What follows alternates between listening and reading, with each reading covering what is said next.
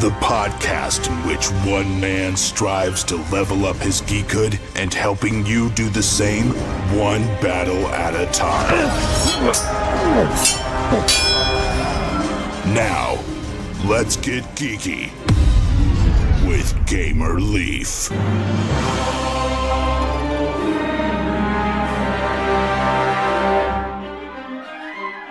In the land of Jogu, some factions vie for survival and some compete for supremacy. No matter their aim, each faction must apply the art of war and master the trick of deception in order to emerge victorious. Did that sound familiar to you guys? It didn't to me neither, but this is the story of Warriors of Jogu Faint, which is a new game on Kickstarter by Monsoon Publishing. We're lucky enough to have on with us today Tony Chen, who is the creator and mastermind behind that game. Is that correct? Is that how you fall into line with this, Tony? Yeah, I'm the designer of Warriors of Jogu. Okay, the designer. Okay. Thank you very much for joining us on Getting Geeky with Game Relief, Tony. We really appreciate it. Yeah, thanks for having me. No problem. Glad we can get together to talk a little bit about it. So let's rewind a little bit. How did you get into tabletop board gaming, Tony, or were you born into it? I was born into gaming, but I started off playing more abstract strategy games. I got into the board game hobby in around 2007. When I was at school at Berkeley. There was a local gaming club called the Berkeley Board Gamers, and I started playing with that group. That's how I got into the gaming. Okay, did they start you off with a certain game or? Yeah, like one of the first games I played was Puerto Rico and Tigris and Euphrates. Okay, so you won, and then you decided to stay with it because you were good at it, or?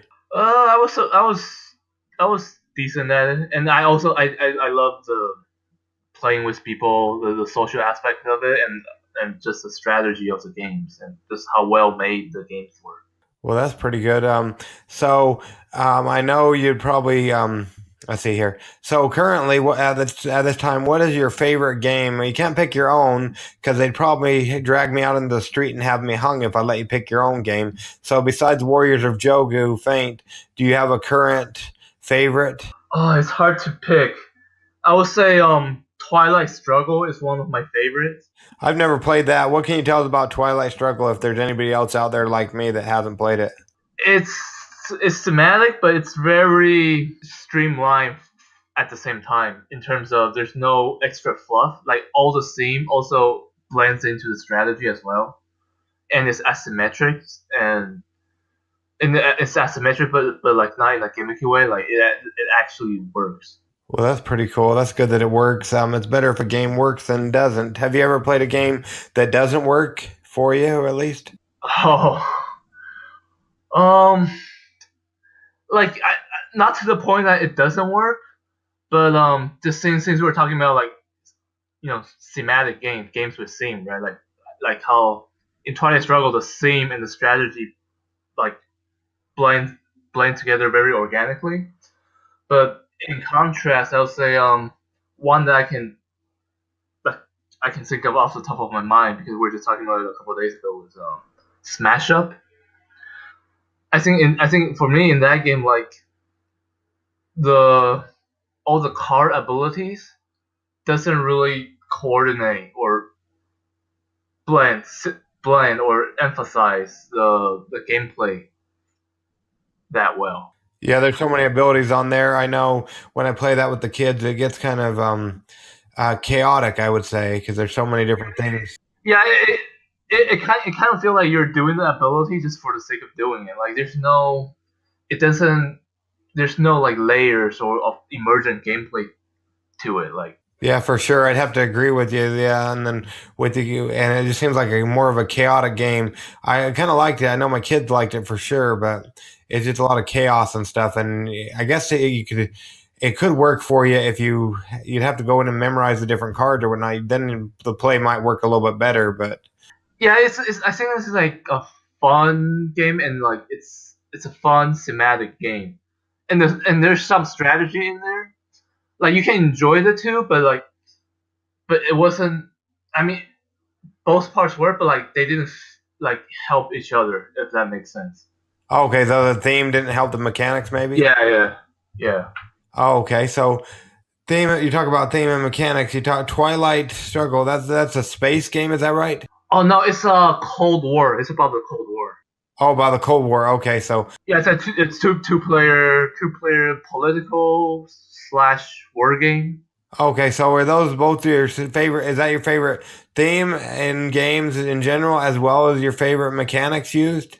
I would say it's one of my favorite heavy games. Okay, so do you have a favorite light game then? One that I really like is Modern Art. Is that the one by Cool Modern Art? Is that by Cool Mini? No, it's a Reiner Knizia. Oh, okay, Modern Art. It's a simple auction game. Oh, well, speaking of cool minis, I really like Blood Rage. Oh, Blood Rage. That's actually the game that I fell in love with when I got into gaming. My wife, she started back in Kickstarters and playing games. I play here and there with her, but then I watched a video by Rodney Smith. Watch It Played. It explained it, and then I played against my son Barbarian Leaf, my 9-year-old son. I think he was younger at the time, and just fell in love with the gameplay and everything. It was like Christmas, and then that's when I kind of fell in love with the hobby and whatnot. It's a hard game for a 9-year-old. Yeah, he did pretty good. I don't remember who ended up winning or whatnot. We'll have to go back in and play, but yeah, we had a pretty fun game. We had pretty fun gameplay. Did your wife also enjoy it? Yeah, she likes to. She enjoys games or whatnot. Yeah, I don't know what she. Yeah, I don't know if she's ever played Blood Rage. There's a lot that we haven't got to the table together, but we played a different pirate game. I want to say it was by them as well. It was like Rum and Bones Part 2 or whatever. The Second Tide. I think that's by them as well. Right, I didn't play that one. Yeah, that one was pretty fun, but yeah, Blood Rage is where I actually, I just fell in love with the gameplay and the whole thing, the whole aspect of gaming. Yeah, and the thing about Blood Rage that really like appealed to me was like sometimes as gamers like we like to get like be in control of our strategies. Like sometimes like in Agricola or some worker placement game like where you really want to feel like you're in control and plan everything out. But in Blood Rage, it's like you just can't be in control. You just kind of have to take what the game gives you and what other players are giving you, because it's really tough to like. I like that aspect of it. It was really brutal and aggressive and interactive in that sense. Yeah, another one that was kind of like that is another one by them. It's Arcadia Quest, Inferno. We recently sat down and played that, and especially one of the campaigns that we sat down to play, where you go into this room, you warp into the room, you have to kill these. I forget what they're called, like two big minis or whatever. You have to go in and kill them, but you warp into this room. There's like 4 of them in the same room, and if we were playing correctly, which I'm not sure if we were, but I'm pretty sure we were, if we're playing correctly, as soon as you warp in there, they like at least 2 of them try to attack you and whatnot. It was pretty brutal. Yeah. I haven't played that, but like I'm interested. Yeah, it's pretty fun. There's so many games that we haven't got to the table. I want to say I've heard people call them the shelf of shame or whatnot. Is there any games on your shelf of shame that you have already but haven't been able to play that you would like to bring to the table in 2018? Right now, we just got we got a couple games at Essence Spiel last year, and there are some that we still haven't broken out yet. One is Taurus by Michael Kiesling. It's an old game, but we just got it. Another one is Indonesia by Splotter Game. Oh, cool. And you want to get those to the table? Yeah. But it will be tough though, like especially Indonesia, because that one's like really kind of intense and takes a while too. Oh, there you go. So a game that looks like it doesn't necessarily take a while is, or maybe it does, you know more about it than I do, but the word on the street is you have a new game on Kickstarter. What can you tell us about it, Tony? It's Warriors of Jogu. It's a 2-player game that plays in 20 to 30 minutes. Yeah, so that doesn't seem very heavy. What can you tell us about it? It's mostly a game of deduction and bluffing, because like in each round you will know the identity of one battle location, and your opponent will know the identity of the other battle location, but you'll know each other's location, right? So, and on the board, on the location board, there's five places you can send your troops to. So you're taking turns playing one unit to a location at a time, but you're trying to play your location, your cards, to your opponent's battle location as well, because that will help you score more at the end of the round. And at the same time, you're trying to not let your opponent know what your battle location is, because at the end of the round, when you resolve the strategy rating, it's all the units that are played to the non-battle locations are just ignored, and only the units that are played to the two locations count towards your strategy rating. And the player who has the higher strategy rating wins. So it sounds like location and strategy have a lot to do with it. Yeah, it's like you have half the information and your opponent has the other half, and if you can guess what your opponent's information, then you have a big advantage in the round. What kind of strategy is behind being able to guess their information? How would one go about doing that?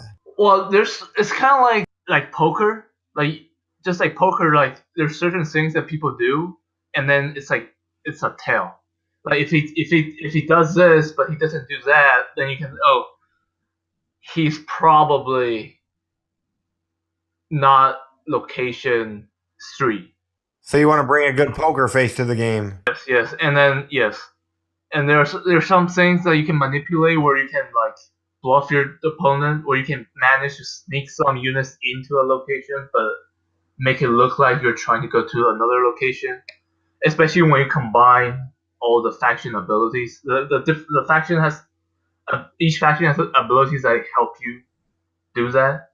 Okay, cool. That's pretty cool. So, during play testing, was there anything that you had to scrap that just wouldn't work? Not yet. Like everything that's included in the horse set, they're basically we've tested them and they all work. Well, was there ever anything that you, like when you started testing, that you had to get rid of? Not yet, but like, or we might be getting rid of them, but we'll know yet because we're still testing. Like we're still hoping to include them maybe in the expansions. How have you got a lot of play in testing it? Yeah, definitely. Like we've definitely north of 200 plays. I think we're around 300 plays. Cool. Has anybody else played it besides you? Yes, like our playtest team has seven players, and we took the game to a couple of conventions at Essenspiel and a couple of conventions in Taipei, and people liked it quite a bit. Okay, cool. That's pretty good. That's always good when somebody else likes your game. And it looks like there's a couple notable YouTube reviewers on it that they liked it, and they're going to have their preview page on your Kickstarter. Is that correct? Yeah. There's a couple of videos and podcasts out there. I think actually all of the reviewers and podcasters liked it a lot. I think like some people, like some podcasts and reviewers, like they received the game and they're surprised by how much they enjoyed it. Well, that's good. So what podcasters and YouTube channels are playing it? I think Punching Cardboard did an episode, and some video reviews out there or video previews out there are Shiny Happy Meeples, Board Deck and Dice, the Good Board Ugly podcast, Man vs. Meeple. Although I don't think they made it public yet. No BS Guy did a playthrough. It was more of a rules playthrough, and Tantrum House. Yeah, so that's pretty good. So if you see it there, you can take other people's words for it besides just Tony. And a lot of those are on the Kickstarter page. It looks like, is that right? Yeah. A lot of them, not all, because we don't want to flood the page with too many videos. But all the ones you mentioned, like you can search them on YouTube or on their own webpage. Okay, and are you on any other podcasts? Are you going to be on any other podcasts? I think Good Board Ugly will air on a podcast next week. Cool. You'll have to give us the links to those. So if they, because per se, maybe they're tired of listening to my podcast, but this way they can still hear about the game. So if somebody's fallen asleep, they missed everything we talked about. It wouldn't be because of you or your game, Warriors of Jogu Faint. It'd be because they're tired of listening to my voice. They've listened to a lot of podcasts. We put out 100 last year, but now they're suddenly awake, so they don't hit that oncoming traffic or run into that ditch or whatnot. So we have their full attention, Tony. Why should they back Warriors of Jogu Faint, take a chance on it, especially with all the other great games that are on Kickstarter currently? Well, we might not be as well known or have like the best presented campaign in terms of all the graphics, but our games are really well made in terms of the gameplay and the strategy. Like every mechanism or every rule is in there for a reason. And if you like a particular style of games, which is the way I design them, I design the games the way I'm a gamer. As a gamer, I'm aggressive. I play games pretty aggressively. So I design the games that rewards creative aggression. So if you're like that type of gamer, and Warriors of Jogu is also a simple game, but deep at the same time. So if you like those type of games, then I think it will be the game for you. Also, to give some examples, like a couple examples of games I think Warriors of Jogu compare well to is Blue Moon and Yomi. Well, that's pretty good. So people that have played those might like this. Yeah, have you played either? I don't think so. No. Well, Blue Moon is like a game by Reiner Knizia. So it's, with Knizia, it's a numbers game, but in a really interesting way. So it's a simple but deep game. So I think Jogu is like that, and with Yomi is not only is it like simple but deep, but it's also like it's even more deceptively deep, because the depth doesn't come out until you figure out like how you can manipulate luck and bluffing. Because like Yomi is basically rock paper scissors with a deck. Okay. Or a deck of special with special abilities and combos. But so like these kind of games, like like poker, like when you first play poker, you think it's like just all luck, right? But then there are professional players who can turn it into a skill game. Yeah, that sounds really fun. So yeah, if you liked either of those games, or if you have a very good poker face, you probably want to check out Warriors of Jogu Faint. And we'll make sure we leave all the links for everything we talked about on the going on with your game and whatnot in the show notes, so they can go and find it. I don't know if you listened to any of our podcasts, Tony, but the next section is called Adventures in Application Acquisition, where we talk about an application, be it for cell phone, for tablet, computer, or even video games. And it doesn't necessarily have to be related to tabletop board gaming or whatnot. It can be anything. We had a while back ago, somebody talked about app where you can take a picture of anything and it'll tell you whether or not it's a hot dog. Is there any applications that you use a lot of, Tony, that we can talk about for a moment? I haven't used it in a while now, but like a while ago, I was playing heavily a backgammon. Backgammon app, cool. What can you tell us about that application? The AI is actually decent. Like if you play at the hardest level, but it's basically a simple. You play backgammon with the AI. That's pretty straightforward. Okay. Is that a free app or does it cost? It's free. It's free. Cool. And if you could do one thing to fix the application, make it better, what would you do? Make it PvP maybe. Where players can play against each other? Yeah. Well, there you go. So if the creators of that are listening ever, that you heard it here first on Getting Geeky with Game Relief, what Tony would do to make that a better application. Yeah. And it sounds like you said the AI is decent when you get to the hardest level. Yeah, like it took me like a couple games before I can like beat it consistently. It took me like maybe like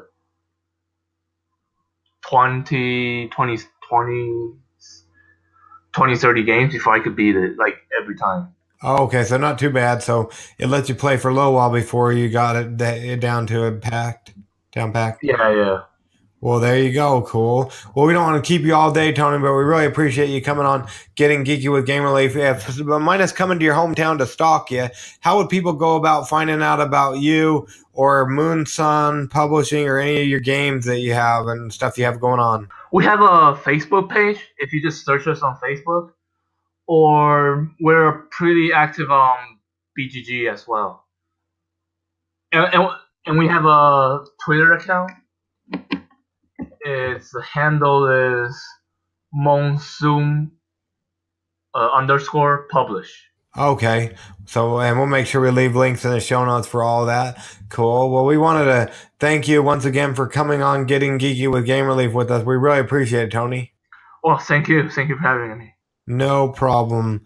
I'll make this short and painless for y'all. If you stuck around this far and you're going to stick around longer, you'll be able to find about a giveaway we're giving away. Well, yeah, giveaway we're giving away by doing a survey to help Getting Geeky with Game Relief become a better podcast. So, it's Kickstarter Corner. 42 Days, The Journey Out of Homelessness. 42 Days, The Journey Out of Homelessness is an educational board game where players can experience what it is like to be homeless. This runs through the 15th of February. Check it out on the Kickstarters. Next, we've got Hermetica, a 2-player abstract strategy board game where clever combos and dynamic terrain create a battle of choice, tactics, and wits. They're getting close to their goal. They got about 3 weeks to go. They end the 8th of February. Check it out. We did a couple of podcasts about this. And so, yeah, definitely check it out. Then we got Kung Pao Chicken, a secret identity card game, which is a zany party game that will keep the whole family guessing and laughing. They have about 24 hours to go at the time you first hear this, so hurry and get on it. They've reached their goal, they've overfunded, and it's a really fun game. We got a review a while back ago, as well as a Kickstarter video. Then, join us. Add your own superhuman to a new universe. Make 100 from Ed Joe Ebb, Shades of Vengeance, a brand new superhero universe told through an anthology of short stories.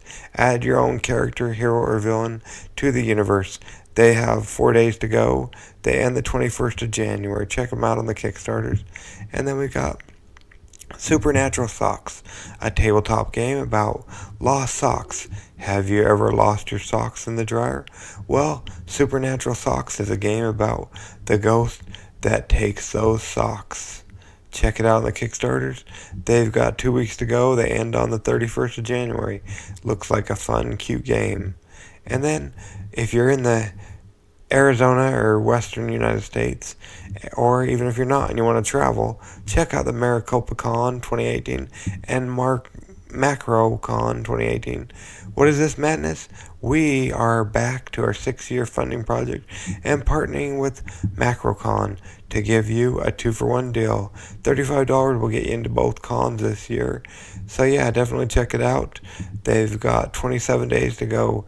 They end the 14th of February, so get your sweetheart a trip to 2 cons for the price of 1 this year for Valentine's Day.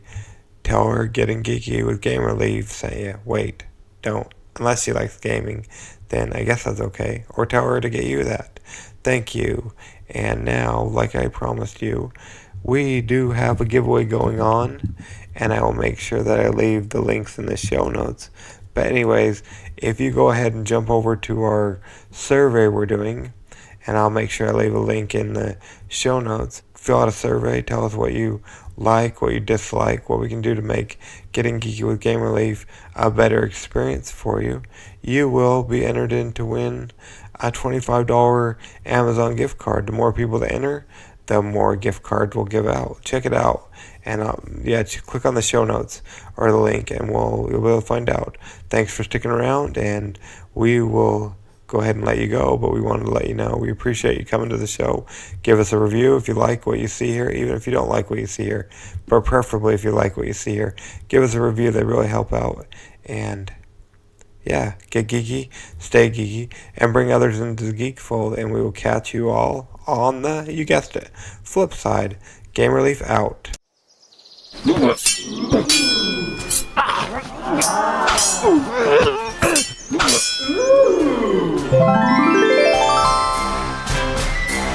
Gamer Leaf levels up. Tune in next week to see if Gamer Leaf's luck holds up.